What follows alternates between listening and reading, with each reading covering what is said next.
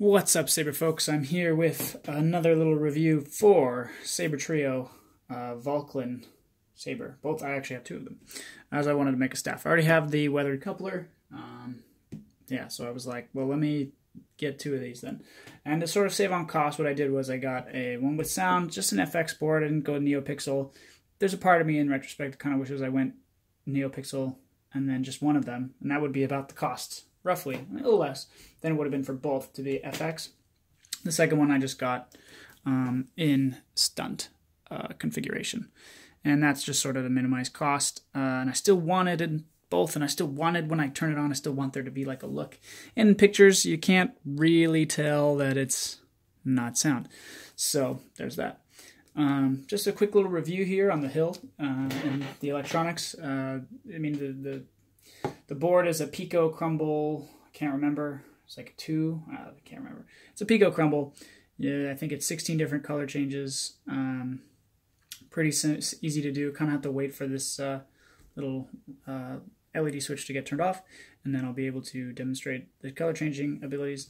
But yeah, so here's the Vahlken Saber. It's absolutely, in my opinion, like gorgeous. This is one of the coolest sabers that I have. It's like simple, but also like complex. I got it in weathered because I think that Sabertrio's weathering is like the best. Like the best factory kind of weathering, I'll say. Because I think individual weathering, obviously, there's a personal touch there that is tough to replicate on mass. But this is something that I think is worth replicating on mass. And I still think, and it could be done by machine, but I still feel like some of these aren't all perfectly consistent, which makes me think somebody went in there and you know, maybe they had like a sand, not a gun, but like a, I don't know what you call them, spinny thing with sandpaper on it, and it goes, zzz, and it does that, and they did it with all the corners. It's still cool. Like, it works, you know, and nothing looks like it was just left black. Nothing except the only black piece, which I don't have a problem with, is like here, and it's just like, why? Why would you bother? It's really hard to tell in this light. Maybe I should have picked a better lighting, but this light, you know, who cares, right? And you kind of want this part to be black as well.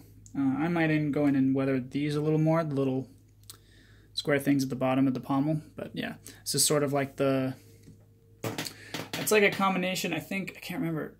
Yeah, it's like a combination of like a Revan pommel, but then also sort of inspired by, like, I guess maybe, I don't know, maybe the Revan pommel is inspired by like Obi-Wan Kenobi pommel.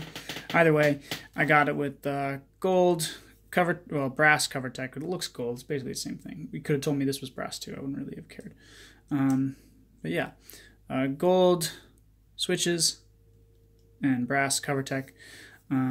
Yeah, pretty much I got this in Stunt. This is a Saberforge blade plug I have in there. But yeah, this is what that looks like, you know? I just think it's so cool. To me, it's like a Sauron saber. It's like a Lord of the Rings. This is my like Lord of the Rings, sort of like Vader's Vault has their Wrath. I have this this is like mine. It's like way cheaper than that. Gosh, I can't remember. The Stunt setup is like obviously their cheapest setup. It's like 100 something. It's 120. Can't remember.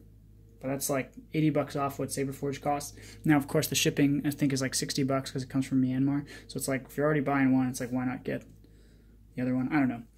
I think it would have been like $700 if I got them both in FX. I think it was like $500-600 if I just got one fully loaded, weathered. The weathered is kind of expensive. It costs $25 to weather it, but man, this is gorgeous, and I think it's worth it. It's just pretty. I don't have to do it myself, and I don't really know how, but yeah, this is like my sort of Lord of the Rings-esque saber. And I can also have someone put something I want into this one as well. Yeah, I don't know. I just finished playing what's the new Lord of the Rings game, Shadow of War or whatever, sequel to Shadow of Mordor, and now I'm like, oh yeah, it's like totally Sauron, or like Ring Wraith sort of esque. I don't know what's going on outside. I think it's like some kind of a mower.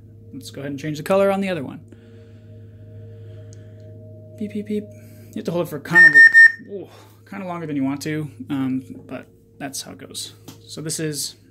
And that's not Sabertrio, that's Plectrum Labs, just the decision, I guess, to make it longer. And maybe you can customize it, I don't know.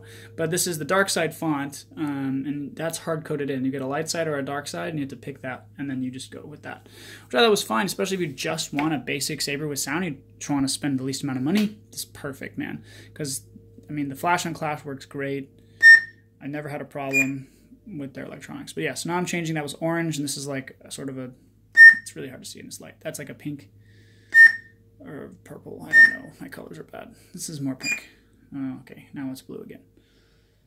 Actually, the first time I've changed colors on this guy, but this looks really cool.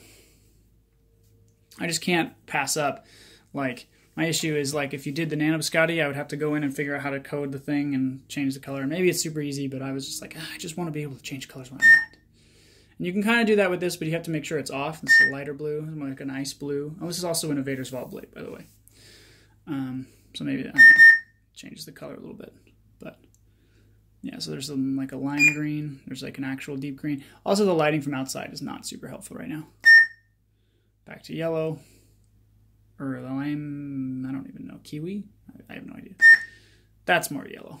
It's more like a gold yellowish kind of thing. I love them windows. How cool they are, man. Look at those in different lighting conditions, like all day. Back to orange. Back to red. My biggest issue is like picking a color and sticking with it. It's like, because I want this to be like a dark saber, so it's like, oh, it's dark. But like I always want to change the color all the time. Let's make it like that's new. Oh, now we're back to where we were. One more wrap.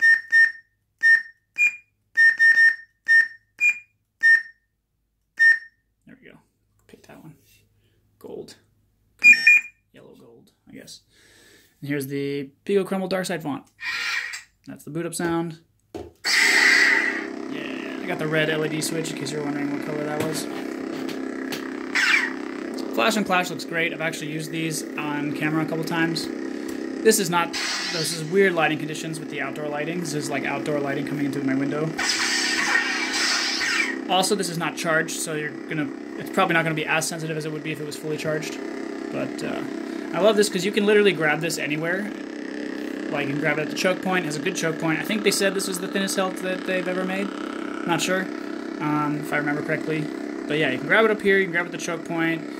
There's this raised lip here that makes it so you don't like accidentally press it. Not that it matters anyway. It's a momentary switch. You have to hold it to get it to retract. But you're less likely to like tap it. It'd be cool if this was a blaster block. Just pew pew pew. Maybe that's coming up in the new Pico board. I don't know. Or maybe they're just not going to bother with it. I have no idea. I'm not professional. Yeah, it's sort of like my dark side kind of saber. But yeah. Oh, the swing's so long on me.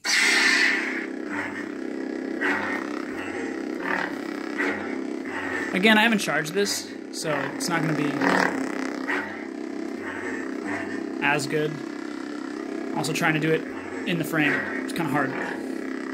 Everyone likes to do this. It's like, this doesn't do anything. And like, I just can't believe that people keep doing this thinking that that's going to be like a good reflection. I don't care. Like, when are you going to be fighting like this unless you're punching? And if you're punching, why do you have a saber in your hand? It's like, do this. Things where this changes the axis fast, it almost always responds to, and that's the case with most boards. The Kyojin board's a little different, but that's like a super cheapie. So anyway, but yeah, so that's like this is like my little review on these. I just think these are the coolest things in my opinion by Sabertrio. It's sort of like a dark, like the way I did it. You could get a black one too and sort of sand and wither it yourself if you want, but I don't know. I just did this because I just like the way they do it. And yeah, it's like my dark side, like Sauron. You know, maybe I should have gotten a Nano Biscotti and gotten some dark fonts and put it on there, but I just couldn't justify. Well, also they do NeoPixel now as well. So when I say Nano Biscotti, they only do the Nano Biscotti, to my knowledge, if you get PleasurePixel. So yeah, or NeoPixel, excuse me, or whatever. Yeah, but yeah. So that's my little review of the Vahlken lightsaber. It's pretty sweet. I dig it. It's one of my favorite ones now. I like looking at it in the morning, just like taking in the light in the morning. It's pretty cool. Anyway, with that said, I'll see you guys next time.